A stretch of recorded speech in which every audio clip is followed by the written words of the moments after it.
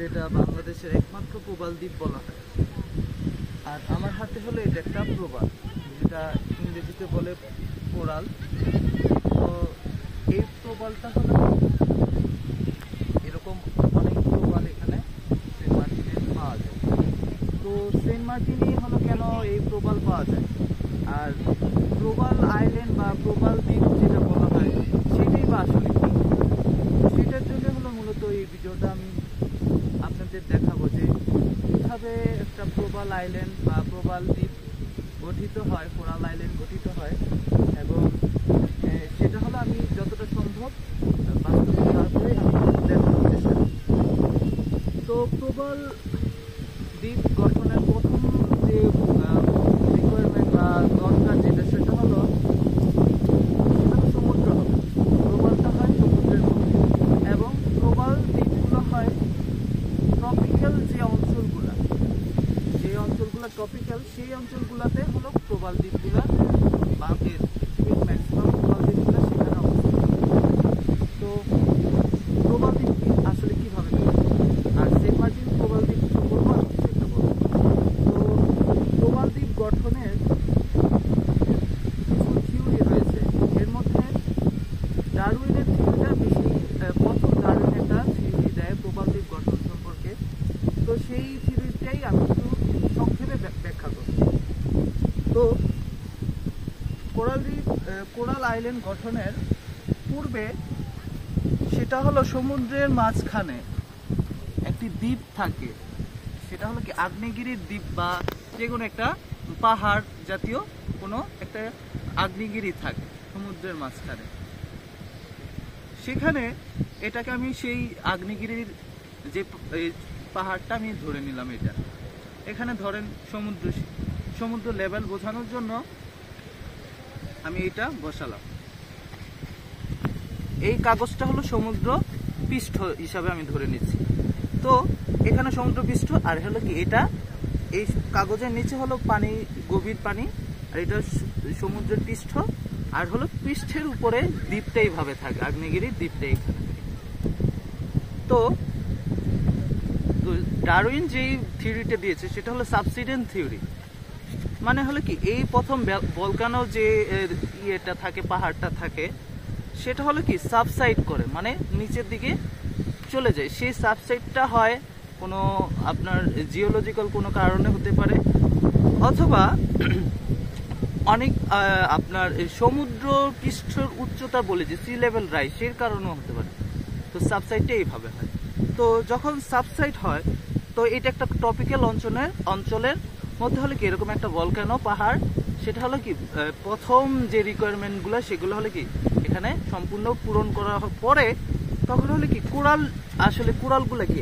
কোরালগুলো হলো ছোট ছোট পলিপস প্রাণীগুলো, যেগুলো হলো কি প্রাণী, দেখতে মনে হয় উদ্ভিদ, কিন্তু এগুলো আসলে প্রাণী। তো পলিপসগুলো এখানে এসে জমা হয়, এই যেখানে হলো কি পানি দ্বীপটা আপনার দ্বীপটা উঁচু জায়গার থেকে পানির যে পৃষ্ঠ থেকে, সেখানে হলো কি চারপাশে এরকম কোরালগুলা জমা হতে থাকে। আমি একটু দেখাচ্ছি, বাতাসের কারণে উড়ে যাচ্ছে। আমি এই বালুগুলাকে কোরাল হিসেবে ধরে নিলাম। এগুলো আস্তে আস্তে কলোনিগুলা আস্তে আস্তে গঠন করতে থাকে। তো যখন এরকম একটা রিফের সৃষ্টি হয় প্রথম পর্যায়ে, তো যখন সি লেভেল রাইজ হলে কি তাহলে পাহাড়টা নিচে চলে যাবে এবং সমুদ্র পৃষ্ঠের উচ্চতাটা বেড়ে যাবে। তো এরকম আস্তে আস্তে হলে কি এইখানে একটা প্রথমে ছিল এইভাবে চারপাশে প্রবালগুলো জমা হলো, আর সি লেভেল রাইজ হলো, তখন হলে কি পাহাড়টা আস্তে আস্তে নিচের পানির নিচে সাবসাইড করে যায়, তলিয়ে যায়। তখন থাকে কি তাহলে সমুদ্র পৃষ্ঠের মধ্যে, তাহলে সমুদ্র পৃষ্ঠের মধ্যে যেটা থাকে সেটা আমি ওই পাহাড় যখন সাবসাইড হয়ে গেল পুরোপুরি, তখন হলে কি চারপাশে এরকম কোরালগুলা জমা হতে থাকে, এরকম গোল আকারে জমা হয় কোরালগুলা সম্পূর্ণ এই পাহাড়ের যে চারপাশ দিয়ে সেটা তো ডুবে গেল, আর হলো কি চারপাশ দিয়ে এরকম কোরালগুলা জমা হতে থাকলো। কোরালগুলা জমা হয়ে যে মাঝখানে যে জায়গাটা, সেখানে হলো কি এখানে মাঝখানের জায়গাটা লাগুন বলা হয় যেটাকে, বা উপহ্রদ বলা হয়, একটা উপহ্রদের সৃষ্টি হয়। এখানে হলে কি পানি জমা থাকে, আর চারপাশে কি থাকে, প্রবালগুলা থাকে। এই যে প্রবালের যে একটা রিং হচ্ছে, সেটাকে হলে কি ব্যারিয়ার বলা হয়, রিফ বলা হয়। ব্যারিয়ার না, সরি, রিফ বলা হয়। তো রিফ যেটা, ব্যারিয়ার যেটা বললাম, সেটা হলো কি অস্ট্রেলিয়ার এখানে যে কোরাল আইল্যান্ডটা বা কোরাল যেই ইয়েটা আছে, সেটার নাম হলো কি গ্রেট ব্যারিয়ার রিফ, যেটা হলো কি পৃথিবীর সর্ববৃহৎ কোরাল রিফ বলা হয়, যেটা হলো কি স্পেস থেকেও নাকি দেখা যায়, এত বড় এটা লিভিং স্ট্রাকচার বলা হয়। তো এরকম ভাবে হয়ে গেল কোরাল। তো এরকম ভাবে আস্তে আস্তে আস্তে প্রবালগুলো হলে কি, প্রবালগুলো আমি বললাম যে এগুলা দেখতে উদ্ভিদের মতো, কিন্তু এটা আসলে প্রাণী। এগুলা হলে কি উদ্ভিদের মতো নরম দেখায়। তো নরমগুলা তাহলে কিভাবে এরকম পাথর হয়ে যায়, পাথরের মতো শক্ত হয়ে যায়, দেখুন শক্ত। তো এগুলো হলো কি মূলত এই প্রবালগুলো তার নরম দেহের ভিতরে তারা কি বাহিরে হলো একটা শক্ত আবরণের সৃষ্টি করে, ক্যালসিয়াম কার্বনেট থেকে যেটা বলা হয়, ক্যালসিয়াম কার্বনেটের একটা আবরণ সৃষ্টি করে। তো সমুদ্র থেকে সে কার্বন গ্রহণ করে সে এই তার শরীরটা শক্ত যে আবরণটা গঠন করে। অনেকটা আমি বলতে পারি যে আমরা যে শামুক বলি, শামুকের ভিতরের অংশটা হলো কি নরম, এবং হলো কি শামুকের বাহিরে তার একটা শক্ত আবরণ সে হলো কি তার প্রোটেক্ট করার জন্য, রক্ষা করার জন্য সে তৈরি করে। এরকম ভাবে যে পলিপস গুলা বললাম আমি, প্রবাল কীট বলা হয় বাংলায়। তো সেগুলো হলো কি বাহিরের দিকে তার এরকম শক্ত একটা আবরণ সৃষ্টি করে, সেটা ক্যালসিয়াম কার্বনেটের হয়। তো এরকম একটির উপরে এরকম হাজার হাজার বছর হতে হতে হতে থেকে আস্তে আস্তে তাদের বংশ বিস্তার হতে হতে একটির উপরে আরেকটি, আমি এইভাবে দেখাচ্ছি, উপরে উপরে দিয়ে যাচ্ছি। এরকম করতে করতে হলে কি কোরাল একটা রিফ সৃষ্টি হয়। রিফ সৃষ্টি হতে, আর যে মাঝখানের যে লাগুনটা বললাম, সেটা হলে এক পর্যায়ে দেখা যায় যে আস্তে আস্তে এখানে আমি এগুলাকে হলো কি বালু দিয়ে বোঝাচ্ছি, বালুর মতো এগুলো হলে কি এখানে সেডিমেন্ট আকারে এই জায়গাটা পুরোটা ভরট হয়ে যায়। তো চারপাশে কি রলো, এখানে রিফ কোরালগুলো রলো, আর হলো কি মাঝখানে বালু হলে এরকম ভাবে সেন্ট মার্টিন আইল্যান্ডটা এরকম ভাবে যদি আমি বলি, তাহলে কি সেন্ট মার্টিন আইল্যান্ডটাও কিন্তু এইভাবে সৃষ্টি হয়েছে। তো এতক্ষণ আমি যেটা দেখালাম একটা কোরাল আইল্যান্ড কিভাবে সৃষ্টি হয় বা প্রবাল দ্বীপ কিভাবে সৃষ্টি হয়, সেটা হলো ডারউইনের যে থিওরিটা অনুযায়ী। তাহলে সেন্ট মার্টিন আইল্যান্ডটা ঠিক তেমনিভাবেই সৃষ্টি হয়েছিল। তাহলে সেন্ট মার্টিন আইল্যান্ডটা কি, তাহলে এখানে যেটা আমি বললাম যে কোরাল আইল্যান্ড হতে হলে প্রথমে একটা কি প্রয়োজন, একটা পাহাড়ের মতো প্রয়োজন। তাহলে এখানে তাহলে পাহাড়টা কোথায়, আসলে এটা হলো কি একটা পাহাড়ের অংশই ছিল। সেই পাহাড়টা হলো টেকনাফের যে পাহাড়ের যে রেঞ্জটা, আপনারা যখন কক্সবাজার থেকে টেকনাফ আসবেন মেরিন ড্রাইভ দিয়ে, তখন দেখবেন যে সমুদ্রের, আপনি যখন ওইখান থেকে কক্সবাজার থেকে টেকনাফের দিকে আসবে, তখন ডান পাশে আপনার সমুদ্র পড়বে, বাম পাশে হলো যে পাহাড়ের যে রেঞ্জটা, হ্যাঁ, সেটা হলো এই পাহাড়ের রেঞ্জটাই হলো কি এই সেন্ট মার্টিনের এই যে পাহাড়টা ছিল, সেটা হলো কি ওইটারই একটা অংশ ছিল। তো তাহলে পাহাড়টা তাহলে কোথায় গেল, এবং হলো কি এটা সমুদ্রের মাঝখানে কিভাবে আসলো? তো টেকনাফ থেকে সেন্ট মার্টিনের দূরত্ব 9 কিলোমিটার, যদি আমি হিসাব করি তাহলে কি 9 কিলোমিটার সমুদ্র পথে, 9 কিলোমিটার নটিক্যাল মাইল হবে। তো সেটা হলো কি টেকনাফ থেকে সেন্ট মার্টিনের দূরত্বটা। তাহলে এটা তাহলে এত মাঝখানে কিভাবে আসলো, টেকনাফের শেষ অংশ থেকে, তাহলে এটা কিভাবে বিচ্ছিন্ন হলো? তো যেটা বললাম যে টেকনাফের পাহাড়েরই একটা হলো কি মেইনল্যান্ডের একটা অংশ এই সেন্ট মার্টিনটা ছিল এক সময়। তো যেটা বললাম যে আমাদের পৃথিবীর কয়েকবারের মধ্যে হলো কি সমুদ্র যে সীমানাটা, সমুদ্র যে লেভেলটা, সি লেভেলটা, সেটা হলো কি বৃদ্ধি পেয়েছে, আমরা প্রায়ই শুনি। তো তেমনি ভাবে হলো কি যখন আইস এজের পর এরকম সমুদ্র উচ্চতা বৃদ্ধি পেল, তখন হলো এই টেকনাফের মূল ভূখণ্ড থেকে সেন্ট মার্টিনটা বিচ্ছিন্ন হয়ে যায় পাহাড়টা। তো এরপর থেকে যেটা বললাম সেম ভাবে একটা কোরাল আইল্যান্ড যেভাবে সৃষ্টি হয়, তার চারপাশে হলো কোরালগুলা কলোনি সৃষ্টি করে, সেগুলো আস্তে আস্তে আস্তে কলোনি বৃদ্ধি করতে করতে চারপাশ দিয়ে সেটা ঘিরে ফেলে, এবং মাঝখানে লাগুন বা উপহ্রদের সৃষ্টি হয়। তেমনি ভাবে সেন্ট মার্টিনে তাই হয়েছে। এখনো কিছু উপহ্রদ বা লাগুন সেন্ট মার্টিনে রয়েছে, সেন্ট মার্টিনের উত্তর অংশে রয়েছে, এবং সবচেয়ে পুরনো যেটা সেটা হলো দক্ষিণ অংশের মধ্যে, এবং সবচেয়ে বড় যেটা সেটা হলো কি দক্ষিণ অংশের মধ্যে লাগুনটা রয়েছে বা উপহ্রদটা রয়েছে। তো ওই যেটা বললাম যে তাহলে সেন্ট মার্টিনটা তাহলে এইভাবে টেকনাফ থেকে বিচ্ছিন্ন হয়ে এটা একটা সমুদ্রের মাঝখানে দ্বীপ আকারে সৃষ্টি হয়েছে।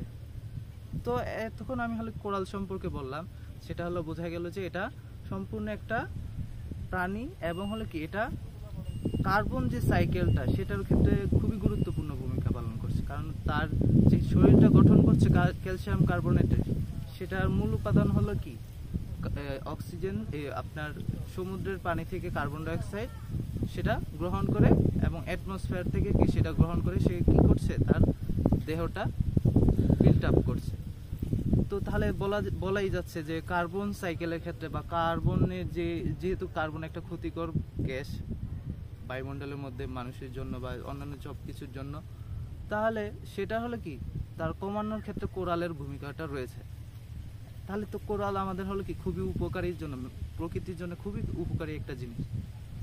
তাহলে এই প্রবালগুলা তাহলে এই সেন্ট মার্টিন আইল্যান্ডকে কেন বারবার খবরে আসে যে আমরা শুনতে পাই যে সেন্ট মার্টিন আইল্যান্ড বন্ধ করে দেওয়া হবে টুরিস্টদের জন্য। আসলে হলো কি এই সেন্ট মার্টিন আইল্যান্ডটা একমাত্র আমাদের আইল্যান্ড যেটা প্রবাল দ্বীপ, আমাদের একমাত্র প্রবাল দ্বীপ, সেটা হলো কি আজ বিলুপ্তির দিকে। আমি যতটুকু দেখেছি 2 বছর আগে যা আসছি যেরকম দেখেছি, এখন হলো কি তার থেকে মানে কমার্শিয়াল যে জিনিসটা সেটা হলো দিন দিন আরো বেড়ে গিয়েছে। মানে ট্যুরিস্টদের জন্য যে কমার্শিয়াল যে জিনিসগুলা ইনক্লুড থাকে সেগুলো সব বৃদ্ধি পেয়েছে, যার কারণে কি এখানে বর্জ্যের মানবসৃষ্ট বর্জ্যেরও কিন্তু আধিক্যটা বেশি বেড়ে গিয়েছে। যেটা মূল যে সমস্যাটা আমি বলবো সেটা হলো প্লাস্টিকের ব্যবহারটা। প্লাস্টিকের ব্যবহারটা হলো কি আমরা যখন আসি টুরিস্টরা বা যারাই আসে এখানে, তারা হলো কি প্লাস্টিকের যে জিনিসপত্র যে আমরা ব্যবহার করি সেগুলা অসচেতনভাবে আমরা সমুদ্রের মধ্যে ফেলে দেই, যার কারণে হলো কি একটা টার্ম আছে সেটা হলো কোরাল ব্লিচিং বলা হয়। মানে হলো কি এই যে প্রবালগুলা দেখছে সেগুলো হলো কি আস্তে আস্তে প্রবালগুলা নষ্ট হয়ে যাওয়াকে হলো কি কোরাল ব্লিচিং বলা হচ্ছে এখানে।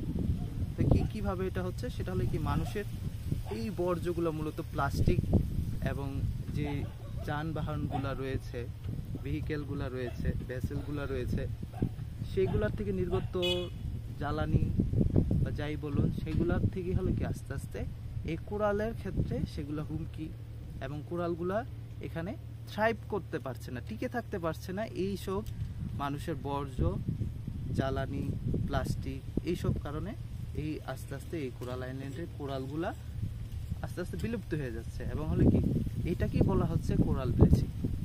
তো এই জন্যই বারবার এইটাকে একটা ক্রিটিক্যাল একটা বলা হচ্ছে যে বাংলাদেশের জন্য, কারণ এটা হলো কি আস্তে আস্তে বিলুপ্ত হয়ে যাচ্ছে।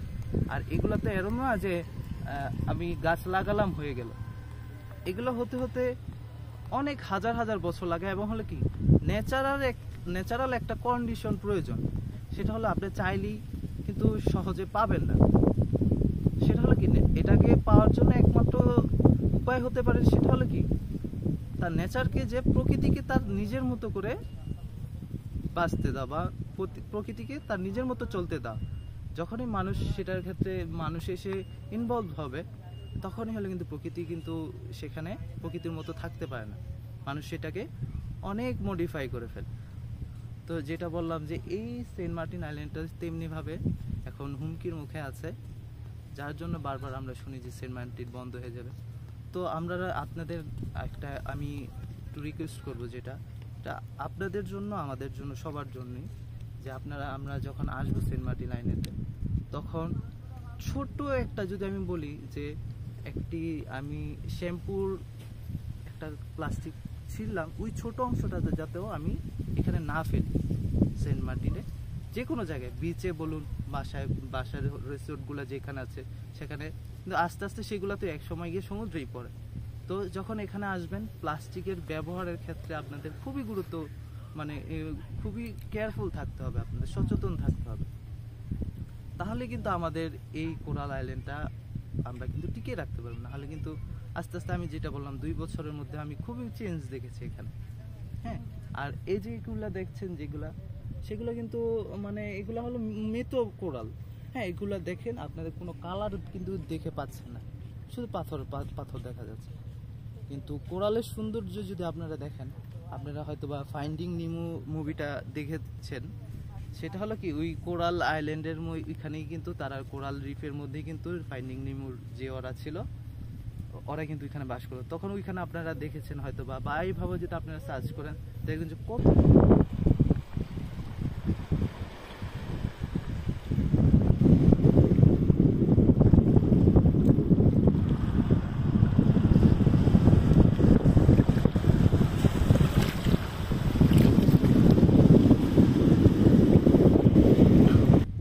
আপনাদের কাছে এই একটি রিকোয়েস্ট থাকবে যে আপনারা যখন আসবেন তখন প্লাস্টিকের ব্যবহার বা বর্জ্য যেগুলো আছে সেগুলো যথাযথ স্থানে ফেলবেন, এবং হলো আমাদের এই সুন্দর এই আইল্যান্ডটাকে আপনারা বাঁচিয়ে রাখবেন। ধন্যবাদ।